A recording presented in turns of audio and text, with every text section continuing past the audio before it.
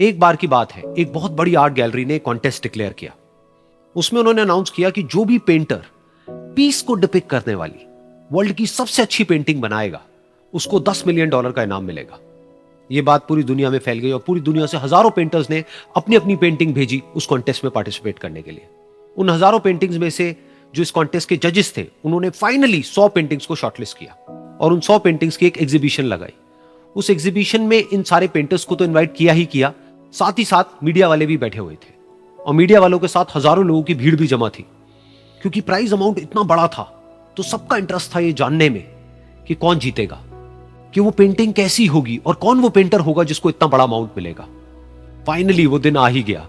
वहां पर सारी ही पेंटिंग्स देखने लायक थी और एक से बढ़कर एक थी। उसमें से कुछ पेंटिंग्स थी जहां पर सबसे ज्यादा भीड़ थी। जैसे एक पेंटिंग थी जहां पर एक बिल्कुल साफ पानी की नदी बह रही थी, जिसके पीछे कुछ पहाड़ थे, उसके ऊपर बर्फ जमी हुई थी और पीछे से सनराइज हो रहा था। एक और पेंटिंग थी जहां पर पेंटर ने पीस को डिपिक्ट किया था फुल मून नाइट के थ्रू, यानी कि एक बिल्कुल पीसफुल लेक थी जिसका पानी बिल्कुल स्टिल था, इतना स्टिल कि उसके अंदर आप रिफ्लेक्शन देख सकते थे आसपास में जो भी कुछ था उसका, बिल्कुल एक मिरर की तरह। और बिल्कुल डार्क आसमान में कुछ तारे चमक रहे थे और एक चांद चमक रहा था। उसके अलावा एक पेंटिंग थी जिसमें बिल्कुल सफेद बादल थे, नीला आसमान था और बिल्कुल हरी हरी घास थी। यानी कि सारी ही पेंटिंग्स ऐसी जिसको देख करके ही मन शांत हो जाए। तो कॉन्टेस्ट बहुत ही टफ था क्योंकि सारी पेंटिंग्स एक से बढ़कर एक थी। तो जजेस के लिए शॉर्टलिस्ट करना कि कौन सी पेंटिंग बेस्ट है, that was very very difficult. लेकिन वो मोमेंट आ ही गया जब जजेस ने अपना माइंड मेकअप कर लिया और एक पेंटिंग को इन सारी पेंटिंग्स में से सिलेक्ट कर लिया और उस पेंटिंग को एक बड़े से कर्टेन के पीछे रख दिया। सामने वो सारे पेंटर्स बैठे हुए थे, मीडिया वाले थे और हजारों लोगों की भीड़ थी। सबकी क्यूरियोसिटी बढ़ती चली जा रही थी क्योंकि अमाउंट बहुत बड़ा था।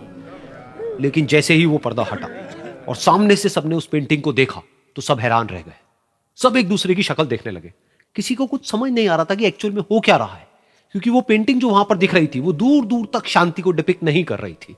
तो सबको लगा कि शायद उस आर्ट गैलरी से कोई गलती हुई है या जजेस से कोई गलती हुई है और किसी गलत पेंटिंग को वहां पे रख दिया है। तो कुछ पेंटर्स एक साथ गए, जाकर के उस आर्ट गैलरी के ओनर से मिले और जाकर के उससे पूछा कि क्या ये कोई गलती है, गलती से कहीं कोई गलत पेंटिंग तो आपने वहां पे नहीं रख दी है। तो आर्ट गैलरी वाला थोड़ा सा मुस्कुराया और बोला, नहीं, ये पेंटिंग बिल्कुल ठीक है।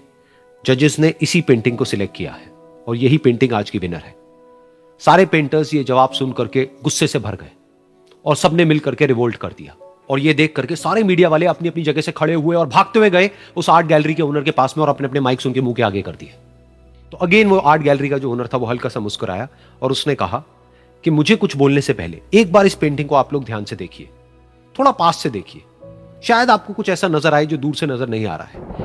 क्योंकि आप सबने एक चीज तो देख ली कि इस पेंटिंग में आंधी है, तूफान है, चारों तरफ सब कुछ तहस नहस हो रहा है, आसमान में बिजली कड़क रही है, काले बादल है, ये सब तो आपने देख लिया। लेकिन एक चीज नहीं देखी कि इस पेंटिंग में एक घर भी है।